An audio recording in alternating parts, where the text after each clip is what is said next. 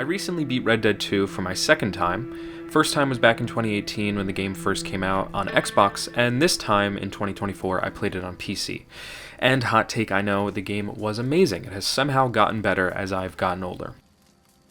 So allow me to wax philosophical for the next 56 minutes or so. Alright, thanks, cool. What does it mean to be free? Is it doing what you want? Is it not answering to a superior? Or is it to never know of such concepts? These questions are proposed in the Red Dead video game series. For the uninitiated, the Red Dead games are set in a fictionalized but historically informed North America during the Progressive Era or the late Wild West era. You play as two men between the two games, who are both outlaws in the same gang. In these games, you can live out your fantasy of being a gunslinging, train-robbing cowboy and fully immerse yourself in this gorgeous, breathtaking world that Rockstar Games created. I spent a decent amount of time in my most recent playthrough of Red Dead 2 doing exactly that. Getting into character as this nomadic outlaw, just camping, fishing, exploring what I think is the most immersive virtual world I've ever experienced. It's all so much, and I can gush for hours about the cities, the small towns, the forests, the mountains. Oh, the mountains, I swear about the mountains, they're so pretty. But amidst all this fun and beauty, both games made me and many others very emotional. Anyone who has ever played these games can attest to this. With a quick search, you can see how much these games have impacted people. These stories capture just how violent and cruel the pursuit of liberty was in this time period. Not only by showing the interpersonal and micro relationships, but using them to reflect the larger macro-scale violence taking place around these characters, giving us glimpses of the expansion of the United States and what it cost to do so. Here is how Red Dead Redemption made me reflect on the desire to be free. This place ain't no such thing as civilized. It's man. So in love with greed, he has forgotten himself and found only appetites. A character who is outspoken with his beliefs of freedom is Dutch van der Linde. Dutch is the leader of the Van der Linde gang, and that's the gang both player characters are a part of. Do you have my bag? Always, Dutch. A gang that by the time we start to play in Red Dead 2 has been around for decades, more akin to a family at this point. The philosophy of the Van der Linde gang is summed up by Dutch himself. The promise of this great nation. Men created equal. Liberty and justice for all. That might be nonsense too, but it's worth trying for. It is worth believing in. Can't you see that, friend? The members of the Van der Linde gang help Dutch enact his beliefs because in one way or another they agree with his philosophy, or at the very least would rather live as an outlaw than a member of the burgeoning society around them.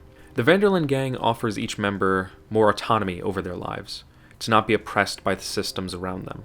Dutch had the help of many to seek his idealized freedom, which in practice amounts to taking and doing what you want, like stealing from corporations, the federal government, and other gangs, with the end goal of amassing enough wealth to leave the civilized world for a more free land. You're gonna borrow a little money from old Uncle Sam and be out of his hair once and for all. But somewhere along the way, he started prioritizing his own freedom over the gang's and hoarding all of the wealth and sacrificing his supposed family. At one point, Dutch definitely did love the members of his gang, but throughout Red Dead 2, we constantly watch him sacrifice others for his idealized freedom. My boy, I didn't have a choice. Them Indians were savages. Watch your mouth there, boy. Your tiny little mind was too small to comprehend what you saw. What you saw was people who lost everything to savagery. Savagery of peasants. Failures come from Europe to reap some awful vengeance on God's last creation. Sugar business is destroying the people of Guarma. This town, Arthur, is his town. He bought it just to destroy these folks. His sugar, his oil, his law. Dutch makes some great points, from condemning the robber barons of the time to the racism in the US and the overall corruption of democracy, but he's still a hypocrite, succumbing to the same pitfalls that he hates and ultimately he chooses his own self-preservation as opposed to cultivating a freedom for others. You sure? Good. I prefer it this way.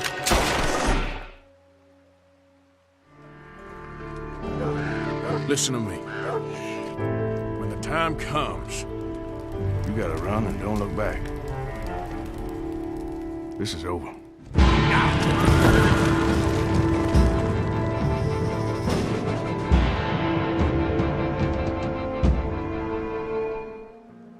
The two characters we play as in the games are Arthur and John, who are both very integral and longtime members of Dutch's gang. John and Arthur were both loyal to the Van der Linde gang for decades, until they realized Dutch didn't have the gang's best interest in mind. Once the gang was in tatters, John and Arthur both came to similar conclusions. Those conclusions being that they want to be free of all the hate, of all the killing, and spend the rest of their time with those they love. So they both decide to help others and themselves out of the gang, but Dutch won't allow it. He sees it as a betrayal and turns on them. All of you pick your side now because this is over.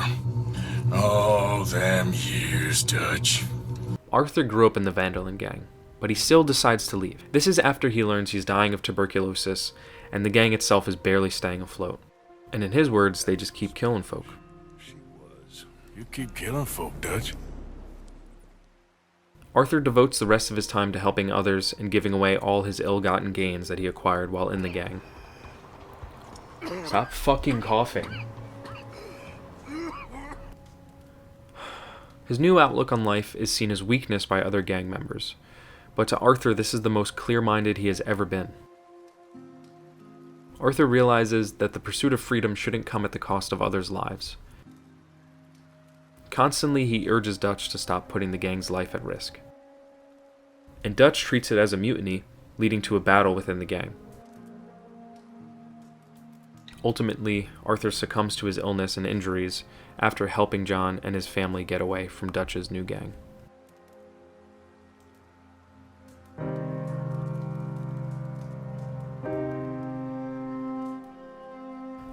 John later in his life realizes he wants to be a family man, to be done with all the killing.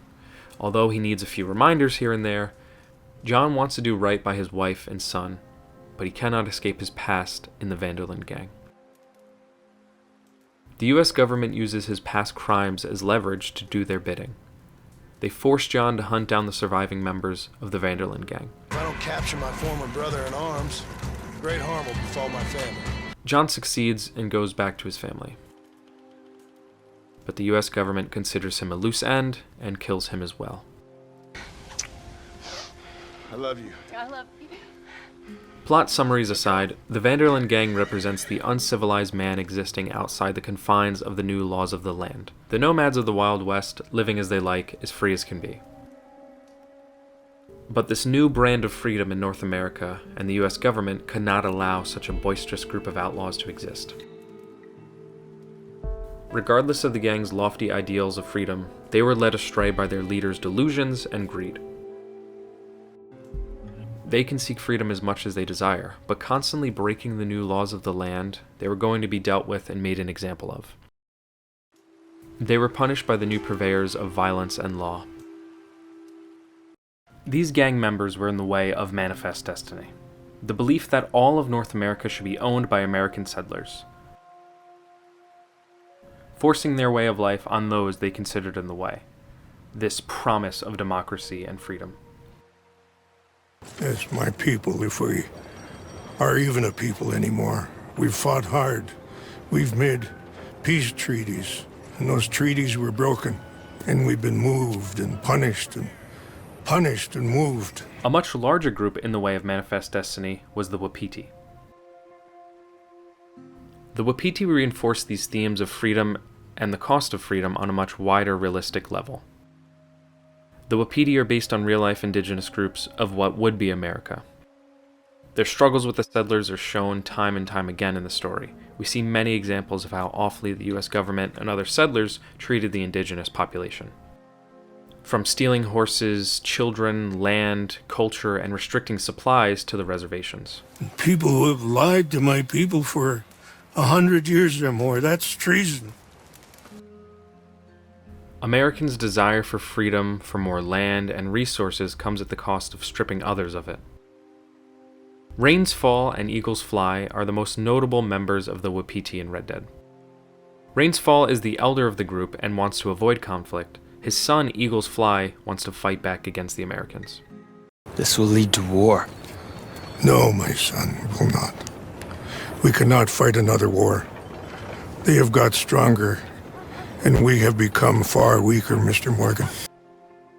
Dutch, being the opportunist he is, takes advantage of this, enabling Eagles Fly to fight with the army in hopes that if the law is busy fighting the Wapiti, the Van der Linde gang can get away. Why the hell would they attack the oil fields? What do you mean? It's perfect. This was your idea? Partly. The army, the government, the industrialists. They've taken everything from these people. Wouldn't you want to fight back? You've handed them a death sentence. Arthur tries to be the voice of reason, helping both Eagles Fly and Rains Fall, acknowledging how awful the situation is, but also that Rains Fall is right. The US Army is too vast to fight. They have more resources, more weaponry, and Rains Fall has seen it time and time again. He lost too much fighting and doesn't want to lose his last son, Eagles Fly. After a large battle with the army, this is exactly what comes to pass. Dutch abandons Arthur to die, and Eagles Fly saves Arthur at the cost of his own life. Rains Fall tried to deal with the lies and violence from the encroaching American imperialist powers in a way that avoided more bloodshed. He constantly tried to get peace treaties, but they kept getting broken. Rains Fall knows that the American forces are too plentiful and too ruthless, much like how it occurred in real life, ranging all the way back to 1778 with the Lenape Peace Treaty until 1871 when the US Congress stopped offering peace treaties to Native communities. All for oil, gold, land. Millions of people were killed and displaced. An American nightmare. You may have noticed a trend by now, that everyone I spoke about doesn't get a happy ending. These characters yearn for freedom in their own ways, but lose to greed and larger systems at play. Setting these stories during this time period in America works immensely well. Not only because it's based on reality, and in a lot of ways shows what actually happened, but because it shows that these ideals of freedom that the US were founded on were a lie. Red Dead Redemption reminded me of all of this. A reminder that the US was built by the enslaved and the oppressed at the behest of white settlers. In the time period of Red Dead Redemption, white settlers time and time again prioritized their freedom over the freedom of the indigenous. Watching this in historical fiction made me draw parallels to contemporary times, to find that these parallels are abundant, from pipelines to restricting resources to reservations, kidnappings, murders. The list of atrocities done to Native communities in America are so expansive, and this isn't just to say that these people are victims, not at all. I'm saying that this video game reminded me of this paradoxical idea. The idea that freedom is available for everyone in the land of the free, all the while it is very much restricted for so many. To circle back to the main idea that made me write all of this after playing Red Dead.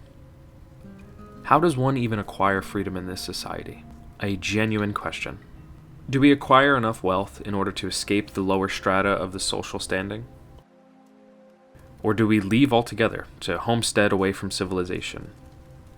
Or maybe you just keep on keeping on, continue working, and you take those short breaks when you can get them every few months or so. This seems to make the most sense and is the path most people go for, subconsciously or not. Playing through Red Dead again, I was fascinated with Dutch, the Van der Linde gang, and the Wapiti. I agreed with Dutch at times and could see why this man did what he did. Above all else, he wants to be free. Same goes for Rains Fall, Eagles Fly, John, and Arthur. We all want to be free. It just depends on what you want to sacrifice in order to get it. Freedom is an idea that's been around for at least 4,000 years. An idea that's been built upon, reiterated, in order to fit the times or the people thinking about it. It's an idea much larger than America. Many are still searching for it. And I think humans always will be. Like myself, for example. There have been plenty of times where I just want to get away from it all, which is a very common reaction to the society that we live in. My idealized freedom is like living in a Hobbiton community. I think that would be really cool.